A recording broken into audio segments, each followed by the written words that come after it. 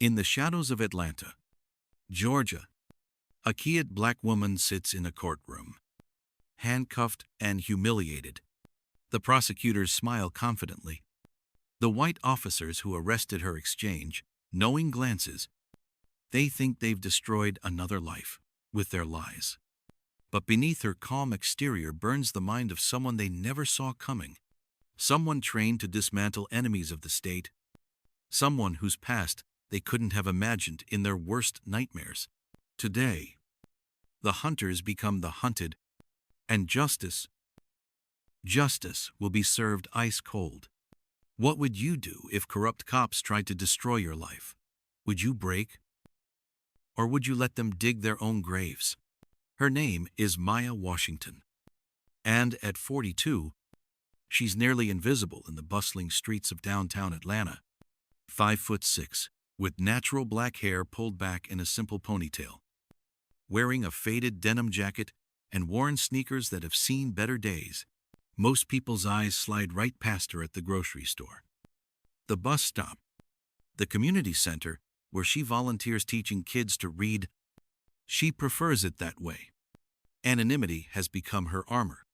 Maya lives alone in a modest one-bedroom apartment in East Atlanta, where the rent is affordable and the neighbors mind their own business. Her furniture is sparse but clean. No expensive electronics. No fancy decorations. Just books. Lots of books. Military history. Psychology. Linguistics. Languages she practices in whispers when she thinks no one can hear. But there's one item that doesn't fit the humble surroundings. Hidden in her bedroom drawer, wrapped in black velvet, lies a silver star medal with an eagle perched on top. The CIA Intelligence Star, awarded for exceptional service in dangerous operations overseas. She traces the medal's edges sometimes, late at night when the memories refuse to stay buried. Memories of classified missions in Eastern Europe, of saving American lives while risking her own, of being one of the agency's most valuable operatives for 15 years. But those days feel like someone else's life now. Someone braver, someone who mattered. Maya works part-time at a local library, reshelving books and helping elderly patrons with computer questions. The pay barely covers her bills, but it keeps her busy, keeps her from thinking too much about what she lost, about why she left everything behind. Her supervisor, Mrs. Chen, appreciates her quiet efficiency, never knowing that the woman organizing romance novels once spoke fluent Russian to enemy agents and could kill a man with her bare hands in 12 different ways. The other employees see her as the shy woman who eats lunch alone, who never joins their after-work drinks, who seems to have no family or friends. They don't see the nightmares that wake her at 3 a.m., or the way she instinctively maps every exit when she enters a room. They don't see the warrior hiding behind tired eyes. In her small apartment, surrounded by books and memories, Maya has convinced herself that this quiet life is enough. That being forgotten is safer than being seen. She tells herself that reshelving books and teaching children to read is meaningful work, that she doesn't miss the adrenaline of covert operations or the satisfaction of protecting her country from unseen threats. But sometimes, when she watches the news and sees American diplomats in danger overseas, or reads about terrorist plots that could have been prevented with better intelligence, Maya feels a familiar ache in her chest. The ache of a soldier forced to watch from the sidelines while battles rage without her.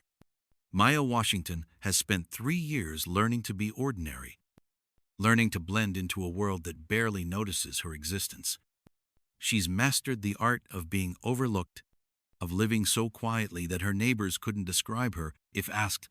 But some people are never meant to be ordinary, no matter how hard they try to disappear. The medal in Maya's drawer tells only part of her story. The whole truth begins in Bucharest, Romania. 3 years ago, Operation Nightfall was supposed to be routine intelligence gathering, photograph documents, Establish contacts. Extract quietly. Maya had done it dozens of times before, moving through foreign cities like smoke, speaking perfect Romanian while maintaining her cover as a freelance journalist. She was good at her job. Better than good. She was one of the agency's most reliable operatives, someone who completed missions that others couldn't even attempt. Maya had spent her career in the shadows, protecting Americans who would never know her name or understand the sacrifices she made for their safety. But someone had betrayed the mission. As Maya photographed classified documents in the basement of a government building, Romanian security forces surrounded the structure. Her handler, Agent James Mitchell, a man she'd worked with for 8 years, a man she trusted with her life, had sold her location to the enemy for $2 million and a promise of safe passage to a non-extradition country. Maya spent 47 days in a Romanian prison. 47 days of interrogation, of psychological torture, designed to break her mind and extract America's secrets. They wanted names, locations, operational details that could destroy the agency's entire Eastern European network. Maya gave them nothing. Not her real name, not her country's secrets, not even a single word of English. She maintained her journalist cover through broken ribs, sleep deprivation, and threats against family members they didn't even know she had. When the CIA finally negotiated her release through back-channel diplomatic pressure, Maya was 20 pounds lighter and bore scars that would never fully fade. But she had protected every classified detail, every American life that depended on operational security. The agency wanted to give her a promotion, a commendation, their highest honors. Instead, Maya requested something else entirely. She wanted out. 15 years of my life, she told Director Harrison in his wood-paneled office overlooking the Potomac. 15 years of believing in the mission, in the people I worked with, and one of our own sold me to the enemy for money. Her voice was steady, but her hands trembled slightly as she spoke. I can't do this anymore. I can't trust that the person watching my back won't put a knife in it. Director Harrison understood. He'd seen too many good operatives broken by betrayal, by the crushing weight of a world where friends could become enemies overnight. Maya had earned the right to walk away. The CIA provided her with a new identity, a clean background, and enough money to start over quietly. Maya Washington was born from the ashes of her old life. But leaving the agency meant leaving everything else too. No contact with former colleagues, no use of her specialized training, no acknowledgement of her service or sacrifice. She became a ghost haunting her own life, carrying skills she could never use and memories she could never share. The woman who once briefed senators and saved diplomats now stamped due dates in library books and smiled politely at patrons who treated her like she was invisible. The hardest part wasn't the loneliness or the mundane work. It was the guilt. Every night, Maya wondered if American agents were dying because she wasn't there to protect them. If missions were failing because her expertise was reshelving fiction instead of gathering intelligence. She'd walked away from her calling, her purpose, her very identity. And for what? To stock shelves and live in shadows while the world burned around her. The medal in her drawer represented everything she'd sacrificed and everything she'd lost. It starts on a humid Tuesday evening in June. Maya is walking home from the library through Grant Park, the same route she's taken safely for 2 years. The park is nearly empty except for a few joggers and dog walkers finishing their evening routines. Maya keeps her head down, earbuds in, listening to a true crime podcast about wrongful convictions. The irony of what comes next will haunt her for months. Officers Bradley Kowalski and Derek Manning are sitting in their patrol car, already 3 hours into their shift, and looking for easy arrests to pad their monthly numbers. Kowalski, a 15-year veteran with dead eyes and 3 excessive force complaints in his file, spots Maya walking alone. Perfect. he mutters to his partner, a younger officer desperate to prove himself in the department's old boy network. Isolated black female. No witnesses around. Easy drug possession if we plant something. They approach Maya with predatory confidence. Ma'am, we need to search your bag. Kowalski announces without preamble or legal justification. Maya stops walking, removes her earbuds, and calmly asks, on what grounds? Officer? Her question, polite but firm, immediately irritates both men. Black women aren't supposed to know their rights in their experience. Don't get smart with us. Manning snaps, his hand already moving toward his weapon. We received reports of drug activity in this area. It's a lie, and all three of them know it.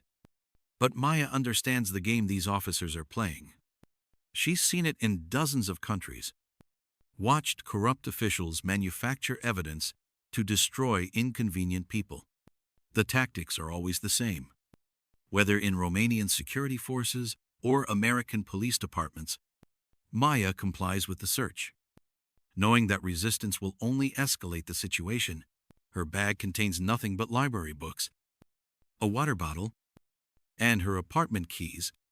No drugs, no weapons, nothing that could justify an arrest. But Kowalski reaches into his own pocket and produces a small plastic baggie containing white powder. Well,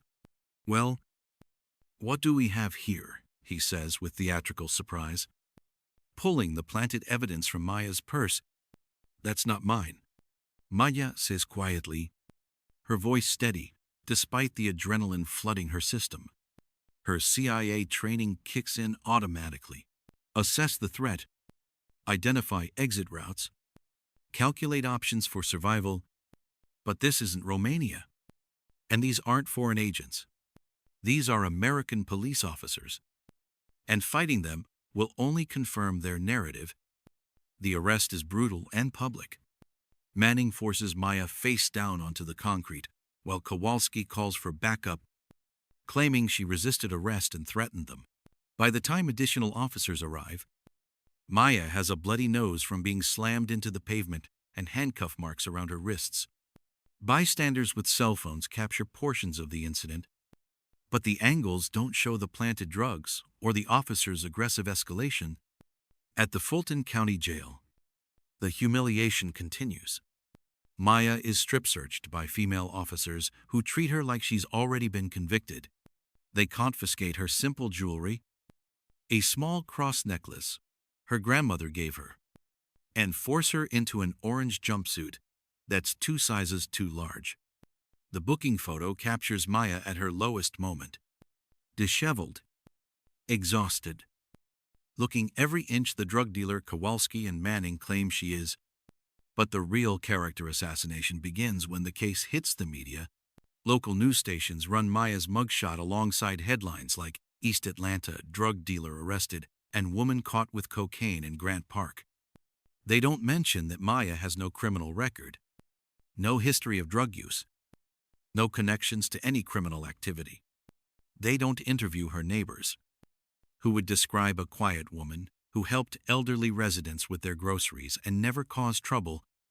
Instead, the narrative writes itself. According to society's ugliest stereotypes, Maya becomes another statistic, another blackface associated with drugs and crime in the public consciousness. The prosecutor assigned to Maya's case, District Attorney Rebecca Hamilton, sees an opportunity for positive publicity. Hamilton is an ambitious white woman in her 40s, known for her tough-on-crime stance and her ability to secure convictions that enhance her political prospects. She holds a press conference announcing Maya's arrest, standing behind a podium decorated with confiscated drugs from other cases. Using Maya's situation to justify increased police funding and harsher sentencing guidelines, this arrest demonstrates the ongoing drug crisis in our community. Hamilton declares to a room full of reporters and cameras, "We will prosecute this case to the fullest extent of the law and send a clear message that drug dealing will not be tolerated in Atlanta." She never mentions Maya's name, reducing her to a symbol of urban decay and criminal behavior. Maya's court-appointed attorney, Thomas Bradley, is an overworked public defender carrying 127 active cases. He meets with Maya for 15 minutes before her arraignment, skims her file, and immediately suggests she accept a plea bargain. "Look, Maya, I'll be straight with you," he says without looking up from his notes. "You're facing serious charges, and juries don't like cases like yours. Take the plea. 2 years probation, mandatory drug counseling, and this all goes away." But Maya refuses to plead guilty to a crime she didn't commit. Her CIA training taught her that once you accept a false narrative, you give your enemies permission to destroy you completely. She demands a trial, knowing that her court-appointed attorney is already preparing to throw the case. The preliminary hearings are a parade of character assassination. Officers Kowalski and Manning testify with practiced confidence, describing Maya as agitated and suspicious during their interaction. They claim she reached for something in her bag, implying a weapon, which forced them to restrain her for their own safety. Their reports, filed hours after the arrest, paint Maya as a dangerous drug dealer who targeted families in public parks. Maya sits in the defendant's chair, watching her life being destroyed by professionally crafted lies. The prosecutor presents her as a menace to society, a woman whose very presence in Grant Park threatened the safety of law-abiding citizens. The judge, an elderly white man nearing retirement, shows no interest in examining the inconsistencies in the officer's testimony or questioning why Maya's background shows no history of criminal behavior. Each day of the proceedings, Maya watches the courtroom gallery filled with people who see her as nothing more than another criminal getting what she deserves. She's become a symbol of everything they fear about their changing city: their shifting demographics, their loss of control over a world they no longer recognize. The media coverage intensifies with each passing day. Television reporters stand outside the courthouse, using Maya's case to discuss broader issues of urban crime and drug trafficking. They interview community leaders who call for stronger law enforcement, suburban parents who worry about their children's safety, politicians who promise to crack down on dealers like Maya. None of them question the evidence. None of them investigate the officers' backgrounds or examine the inconsistencies in their testimonies. Maya Washington has become a convenient villain in a story that Atlanta wants to tell about itself. 3 weeks into the trial, Maya sits alone in her apartment at 2 a.m., staring at the ceiling, while police sirens wail somewhere in the distance. The media coverage has made her a pariah in her own neighborhood. Children who once smiled at her in the hallway now cross the street when they see her coming. Mrs. Chen at the library placed her on administrative leave, pending the trial's outcome, leaving Maya with no income and mounting legal bills. The weight of isolation presses down on her like a physical force. For 3 years, Maya has survived by staying invisible, by convincing herself that a quiet life was enough. But watching officers Kowalski and Manning destroy her reputation with calculated lies, seeing District Attorney Hamilton use her arrest as a political stepping stone, Maya feels something breaking inside her chest. Not her spirit, that survived worse, but her faith that justice exists for people like her. She walks to her bedroom and opens the drawer containing her CIA intelligence star. The silver medal feels cold against her palm, heavier than she remembers. Maya closes her eyes and sees Director Harrison's face from 3 years ago, remembers his words about honor and service and sacrifice. She'd believed then that walking away from the agency was the right choice, that she could build something meaningful from the ashes of her betrayal. But what had she actually built? A life so small and forgettable that corrupt cops could destroy it with planted evidence and perjured testimony. An existence so invisible that when she disappeared from it, no one would even notice she was gone. Maya sets the medal on her nightstand and reaches for her phone. For a moment, She considers calling Director Harrison, revealing her identity, asking the agency to intervene quietly and make her legal problems disappear. It would be easy. One phone call, and Maya Washington could vanish as completely as her former identity. New name, new location, new chance to hide from a world that refuses to see her as human. Her finger hovers over the contact number she memorized but never deleted. Then Maya hears her grandmother's voice. A memory from childhood. Baby girl. Running away doesn't solve the problem. It just moves it to the next person who can't run as fast as you. Maya sets down the phone and picks up the metal again. Tomorrow, the trial continues. Tomorrow, she faces her accusers without backup, without resources, without anyone who believes her innocence. The next morning, Maya enters the courtroom with something different in her posture. District Attorney Hamilton notices it immediately.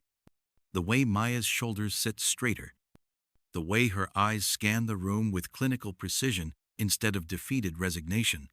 Hamilton dismisses it as false confidence, the last desperate posturing of a woman about to be convicted. But Maya Washington isn't posturing. She's assessing. 3 years of library work and volunteer teaching have dulled her operational instincts but haven't erased them. As Officer Kowalski takes the witness stand for his final testimony, Maya begins applying the skills that once made her one of the CIA's most effective agents. She starts with micro-expressions, the tiny facial movements that betray deception. When Kowalski describes the moment he discovered drugs in Maya's bag, his left eye twitches slightly, and he touches his nose, unconsciously. Classic tells that Maya learned to read in Romanian interrogation rooms. When District Attorney Hamilton asks him to describe Maya's threatening behavior, Kowalski's voice rises by exactly half an octave, a stress indicator that suggests fabrication. But Maya's real advantage isn't reading body language. It's her memory. 15 years of CIA training taught her to process and retain massive amounts of detail, to spot inconsistencies in complex narratives, to build unshakable cases from fragments of evidence. While her court-appointed attorney scribbles disinterested notes, Maya mentally catalogs every inconsistency in the officer's testimonies. During cross-examination, Maya does something that shocks everyone in the courtroom. She stands up. Your Honor, I'd like to represent myself in questioning this witness. Judge Morrison looks annoyed.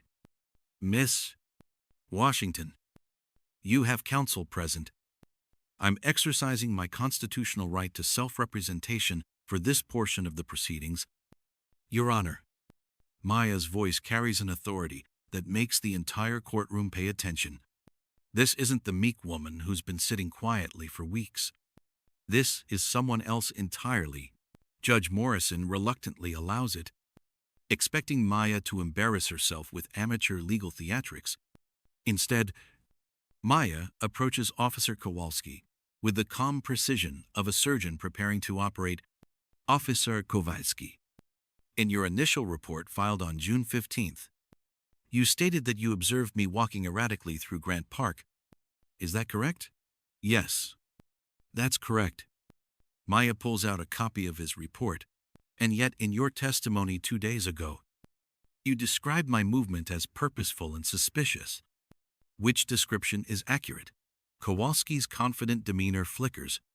Both can be true. Erratic can also be purposeful if someone is trying to avoid detection. Maya nods calmly. I see. And when you approached me, you testified that I immediately became hostile and confrontational. Is that your testimony? Yes. Maya turns to face the jury. Officer Kowalski, are you aware that Grant Park has security cameras installed at 3-minute intervals along all major pathways? The color drains from Kowalski's face.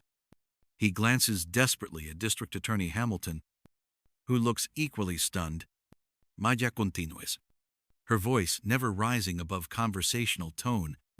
I've submitted a motion to subpoena the security footage from Grant Park on June 15th between 6:30 and 7:15 p.m. The footage shows me walking in a straight line directly toward the park exit, with earbuds in, never deviating from the path, or displaying any erratic behavior. It also shows our entire interaction. Officer Kowalski, including the moment you planted evidence in my bag. The courtroom erupts. Judge Morrison slams his gavel repeatedly while District Attorney Hamilton jumps to her feet, shouting objections. But Maya isn't finished. She turns back to Officer Kowalski, who now looks like he's going to vomit. The footage also captures audio. Officer Kowalski, would you like me to play the part where you tell Officer Manning that you need an easy arrest to pad your numbers this month? Or should we skip to the part where you discuss planting drugs on an isolated black female with no witnesses? Judge Morrison calls for order, but Maya's revelation has already shattered the prosecution's case. She returns to her seat while chaos swirls around her, her expression never changing from professional calm. This is what she was trained for: dismantling enemy operations with precision and patience. District Attorney Hamilton requests an immediate recess, her political ambitions crumbling in real time. As officers escort a shaken Kowalski from the courtroom, Maya finally allows herself a small smile. She's been underestimated her entire life. As a black woman, as a quiet person, as someone society deemed insignificant. But some people's greatest strength is being overlooked until the moment they strike. The media circus outside the courthouse is unlike anything Atlanta has seen in years. Reporters who ignored Maya's story for weeks now scramble for interviews with the woman who just exposed massive police corruption. But Maya walks past them all without comment, her head held high, looking like exactly what she is, a professional who just completed a successful mission. But Maya's revelation in the courtroom is only the beginning. As news of the security footage spreads, other victims of Officers Kowalski and Manning begin coming forward. The FBI opens an investigation that uncovers a pattern of corruption stretching back years: planted evidence, falsified reports, perjured testimony in dozens of cases. Maya Washington, the quiet library worker they tried to destroy, has exposed a conspiracy that reaches into the highest levels of the Atlanta Police Department and the District Attorney's Office. The same media outlets that portrayed her as a dangerous criminal now scramble to understand how they missed such a massive story. 2 hours after Maya's bombshell revelation, FBI agents arrest Officers Kowalski and Manning on federal civil rights violations. The security footage Maya referenced doesn't just show her arrest. It captures 17 minutes of the officers discussing their pattern of planting evidence on black citizens to inflate their arrest statistics. The investigation that follows uncovers 43 fabricated cases over 2 years, resulting in wrongful convictions for dozens of innocent people. District Attorney Hamilton resigns in disgrace, her political career destroyed by her decision to prosecute a case without examining the evidence.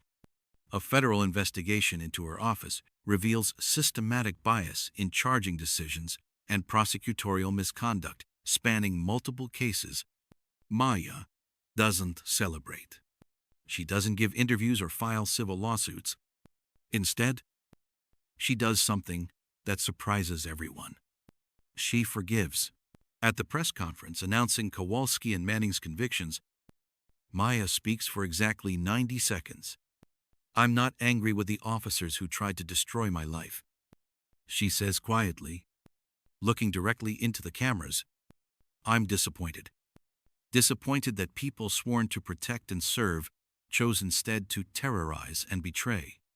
But anger would make me like them, and I refuse to let their corruption corrupt me."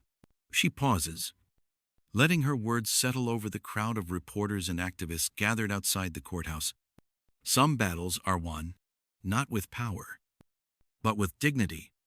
Some victories come not from revenge, but from refusing to become what hurt you. Maya walks away from the podium without taking questions, disappearing into the crowd like the skilled operative she's always been. But this time, she's not hiding. She's choosing when and how to engage with a world that finally sees her clearly. A week later, Maya returns to the library where Mrs. Chen offers her old job back with a raise and an apology. Maya smiles and accepts both, because some quiet people change the world simply by refusing to stay silent when it matters most. 3 months after the trial, Maya receives an unexpected visitor at the library. A young black woman named Kaisha, barely 21, approaches her during the afternoon shift. "Miss Washington, I saw you on the news. What you did in that courtroom, the way you stood up to those cops and that prosecutor, it gave me hope. I'm starting law school next month. I want to be like you someday." Maya looks at this young woman, sees her own younger self in those determined eyes, and realizes that her greatest victory wasn't exposing corruption or clearing her name. It was showing another generation that quiet strength can move mountains, that dignity can defeat hatred, that one person refusing to be broken can inspire countless others to stand tall. Maya never reveals her CIA background to the public. That secret dies with her, along with the classified missions and the medal in her drawer, but she doesn't need those credentials to be a hero. Heroes aren't defined by their past accomplishments or their hidden talents. They're defined by their choices in moments when everything seems lost. Maya Washington chose to fight when fighting seemed impossible. She chose truth when lies were easier. She chose forgiveness when revenge would have been justified. And in making those choices, she became something more powerful than any government agent. She became proof that some battles are won not with power, but with dignity. If you were her, surrounded by corruption and abandoned by the system, would you have found the strength to forgive? In today's world, where justice often feels like a luxury only some can afford, have you ever witnessed such courage? Sometimes, the most powerful weapon isn't violence or vengeance. Sometimes, it's simply refusing to let hatred win.